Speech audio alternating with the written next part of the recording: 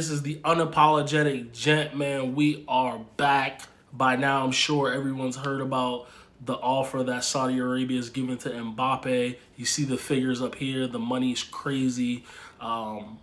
It'd be hard for any rational human being to turn that money down. As I've said in previous episodes and clips that I've had on the unapologetic gent, Saudi Arabia is not going anywhere. They're coming. Every week they sign better players. They're spending more money. Their country has decided to allocate billions of dollars into football. So it's going to keep coming. It's not going anywhere. It's not going to be like China, and it's not going to be a retirement league eventually, like the MLS probably always will be. And everyone, of course, is saying take the money. If I was in Mbappe's position, I probably would take this money. It's $1 billion package that Al Hilal is willing to invest $300 million to buy him from PSG, and another obviously $776 million in wages for the year. And you see the staggering amounts. The $776 million is more than the top 17 NBA players will make this year. And NBA players make crazy money, the top ones anyway. So you can see how they're trying to entice him and get one of the best players, if not the best player in the world, to Saudi Arabia.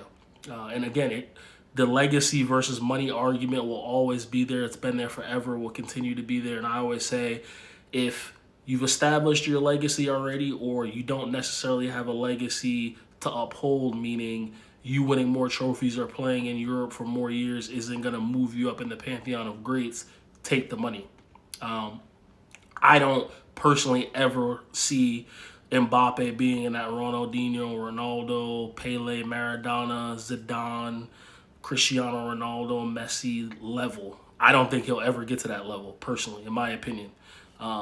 But people do see him in that light and see if he goes to Real Madrid, he'll continue that trajectory. And obviously, the more you win, people will kind of put you in those conversations. Just from a pure skill level standpoint and the eye test and entertainment, he'll never be in that conversation for me.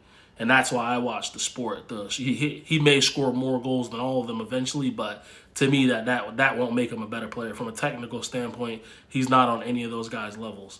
But yeah, man, money versus legacy, man. It's a big conversation. And if I was in his position, if it's just for 1 year and you can guarantee that the Saudi Arabian team Al Hilal is going to let you leave for a year, the following year to play at Real Madrid, you do it. Because PSG came out and basically said, if we don't sell you, you're not going to play. So you don't want to miss a year of your prime not playing football.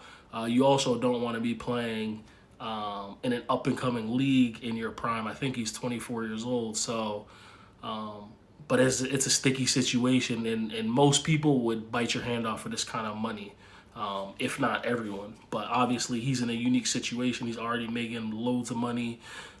He's going to continue to make a lot of money. But they're trying to give him an offer that he can't refuse, man. And it's again, staggering numbers. To put it in perspective, I think Cristiano Ronaldo is making like $175 million per year.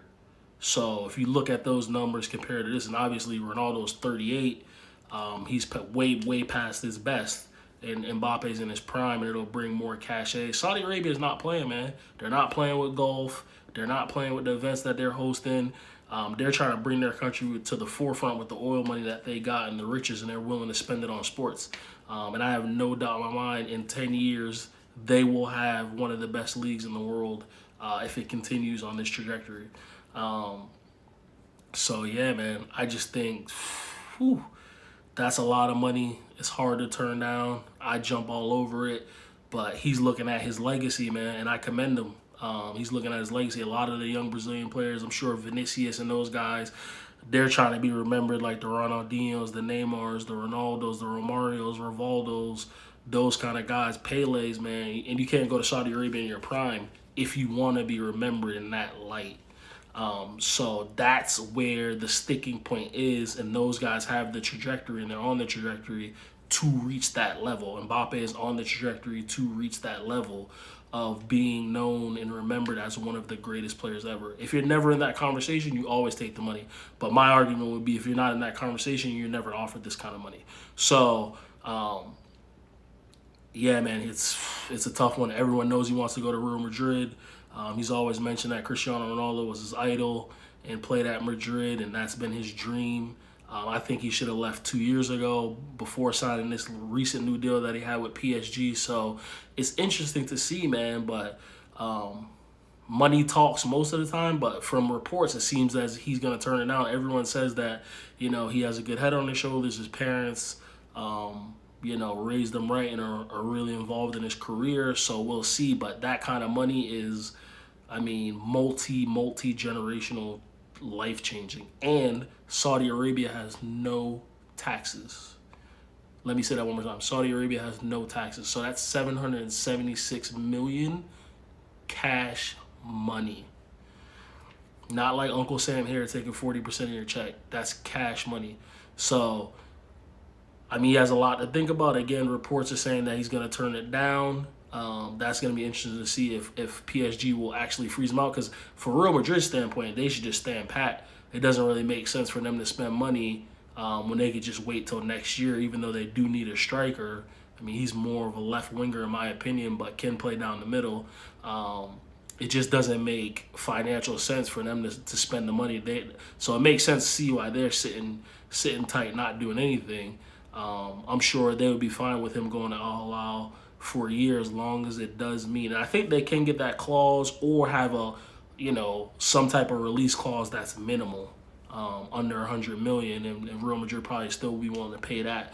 But it's gonna be interesting, man. They may pay the money, go spend the money for Mbappe. I know he has, I think, like $100+ million loyalty bonus. That's why he's not trying to leave PSG. So I believe Real Madrid would have to pay him as well as whatever the transfer fee is gonna be. So again, this is an interesting story.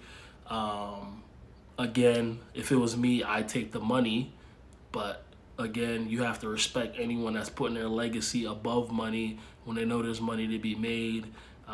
Maybe he doesn't become a billionaire if he doesn't take this deal, but I mean, I'm sure I have 4, 5, 600 million when he retires. So what is enough money? People always say you can never have enough money, but your legacy lasts forever. Again, Pele, Maradona are dead. We still recognize them as two of the greatest players ever, if not the greatest players ever, two greatest players ever. So Johan Cruyff and people like that. So when you're those guys, you get stadiums named after you, you get statues, you get airports named after you, you get museums built upon you. So if he was to go there, obviously, and just stay at even what he's achieved so far, I don't think it puts him in that stratosphere. He's a very, very, very good player, but he hasn't reached legendary status yet. In my personal opinion, he hasn't even reached the Neymar level yet. So we'll see. But again, money talks, BS walks, man. Again, this is the unapologetic gent, man. I'm keep bringing you content, man. Let me know in the comments what you guys would do. I'm assuming most people would take the money. Appreciate your time. Love. I'm out.